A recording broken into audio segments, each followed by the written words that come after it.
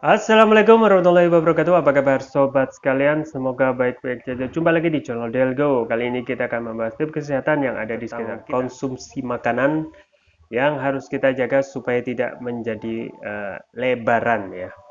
Nah, kita akan membahas biar lebaran nggak bikin badan jadi lebaran. Ini tips diet dari Dokter Gizi. Ya, sobat sekalian, kalau kita bersyukur ya sudah melewati ya menyelesaikan saat puasa ya pada bulan Ramadan, dan yang menjadi catatan ketika puasa Ramadan terkait masalah asupan kesehatan adalah ketika kita berpuasa ya otomatis kita juga mengurangi konsumsi asupan makanan ya, yang misalnya sebelumnya makan itu bisa 3 kali, eh, dengan adanya puasa itu bisa berkurang menjadi 2 kali ya pada saat buka puasa dan juga makan santapan sahur ya. Nah, rata-rata seseorang itu kalau sudah puasa dan mengurangi konsumsinya, nah ini tentu saja ya turun berat badan dengan catatan memang kalau buka puasa dan sahur itu tidak berlebihan ya. Kalaupun buka puasa itu berlebihan maka atau kalap ya, maka ya sama aja gitu. Jadi memang puasa yang benar dengan pengurangan asupan makanan otomatis juga akan mengurangi asupan kalori, itu bisa seseorang itu turun 1 sampai 2 kilo ya.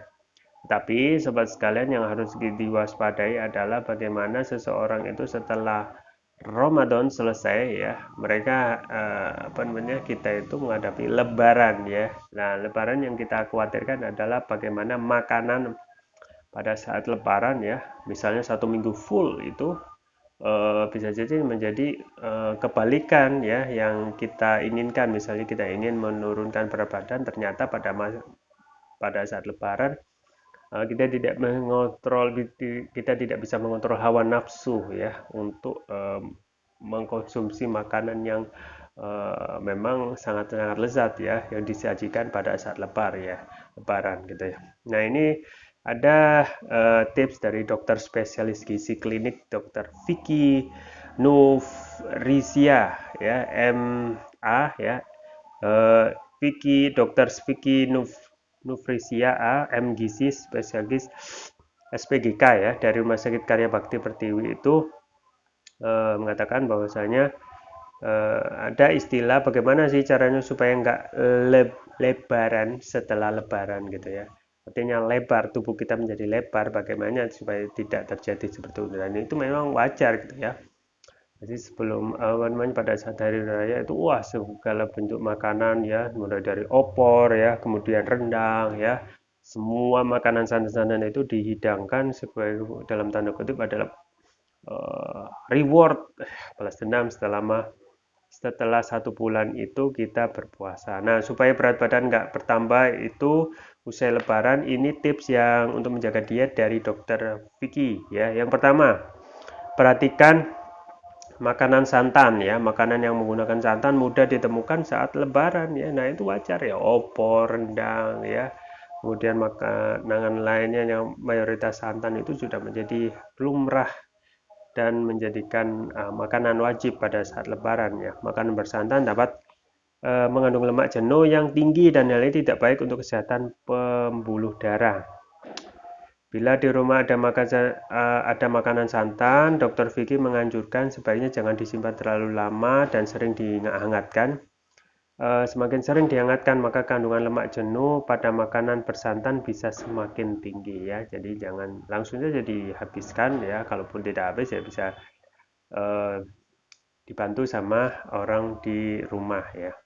Yang kedua adalah pilih lauk rendah lemak ya. Saat menyantap hidangan lebaran, pilih lauk yang mengandung sedikit lemak, sebagai contoh ikan-ikanan atau ayam yang kulitnya itu sudah dipisahkan ya.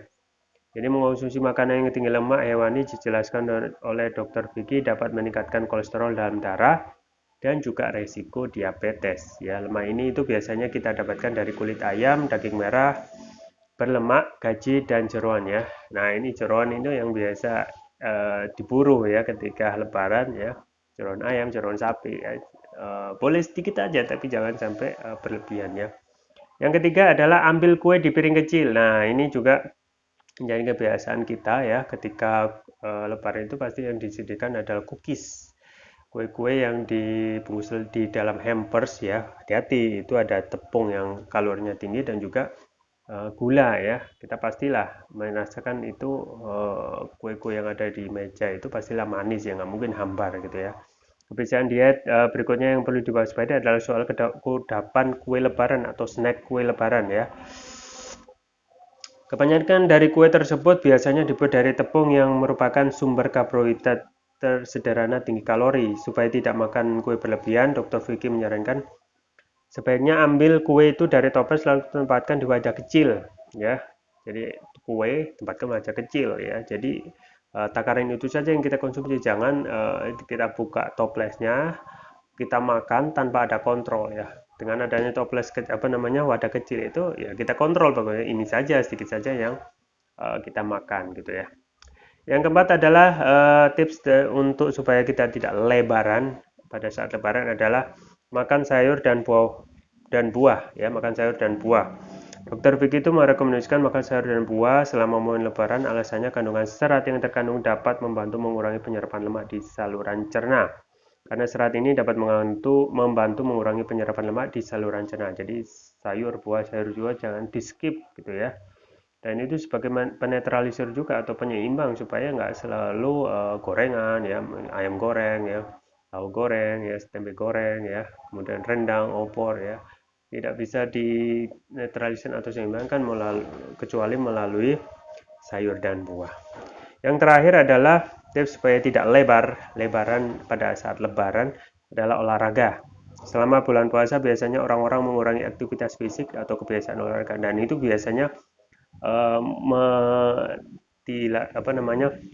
dialami banyak orang gitu ya. Sebulan itu bisa saja nggak olahraga karena alasan puasa ataupun kesibukan gitu. Nah, jangan sampai setelah lebaran itu kita tidak sama sekali berolahraga, karena ini akan menjadi karena akan penting ya olahraga itu untuk meningkatkan aktivitas tubuh kita supaya tidak kelebihan kalori dan menjaga tubuh itu supaya tidak lebaran pada saat lebaran, selesai lebaran. Nah, tentu saja juga yang paling penting adalah bagaimana kita terus mengkonsumsi produk kesehatan untuk menjaga kesehatan, dan juga supaya kita tidak lebaran setelah lebaran adalah konsumsi propolis ya, rutin ya, bukan hanya pada setelah lebaran atau setelah lebaran, tetapi saya anjurkan yang rutin supaya untuk menjaga stamina dan imunitas tubuh supaya tidak gampang sakit ya. Propolis yang saya rekomendasikan adalah TPR atau Turkish Propolis Turkiya ya. Ini adalah manfaatnya luar biasa, sudah ada nanoteknologi ya. Nanoteknologi itu adalah teknologi yang dapat meningkatkan kelarutan dan penyerapan oleh tubuh ya. Jadi dapat mempercepat penyembuhan terhadap penyakit. Kemudian juga sudah ada ruqyah ya, metode penyembuhan yang sangat direkomendasikan. Manfaatnya apa saja ya? Banyak sekali ya. TPR ini, Turkish Propolis Turkiya, untuk mengatasi penyakit non medis ya, kolesterol ya, untuk asam urat, diabetes, stroke ya, luka ringan ya. Jadi banyak sekali ya. Untuk penyakit-penyakit yang berat ya, itu bisa diatasi karena ini memang produk kesehatan sabu jagat ya, mampu mengatasi segala macam penyakit termasuk juga jantung, sinusitis ya, paru-paru, demam dan lain sebagainya.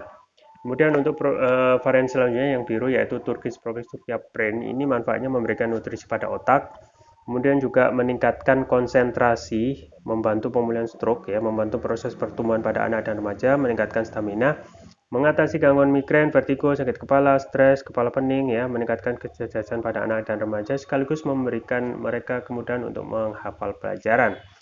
Juga menutrisi otak orang dewasa yang suka lupa atau bikin. Keunggulan Turkish Propolis Turkiya antara lain sudah mendapatkan sertifikat halal dari MUI, sertifikat dari BPOM, sertifikat dari INEA International Nano Entrepreneur Association. Penggunanya mudah, tinggal meneteskan Turkish Propolis Turkiya sesuai berat badan tubuh. Misalnya berat badan tubuh 70 kg, berarti 7 tetes dikonsumsi 2 kali pagi dan malam. Untuk terapi berat itu bisa 3 kali pagi, siang, dan malam. Ya. Jadi kami juga membuka peluang bisnis bagi Anda yang ingin berbisnis TPR ya. Turkish Propolis Turkiya ya, tentu saja Anda bisa membeli satu dulu untuk mencoba keseharian Anda. Kalau cocok bisa direkomendasikan kepada yang lain. Kalau Anda ingin berbisnis, ya bisa minimal dengan pembelian minimal 3. Anda sudah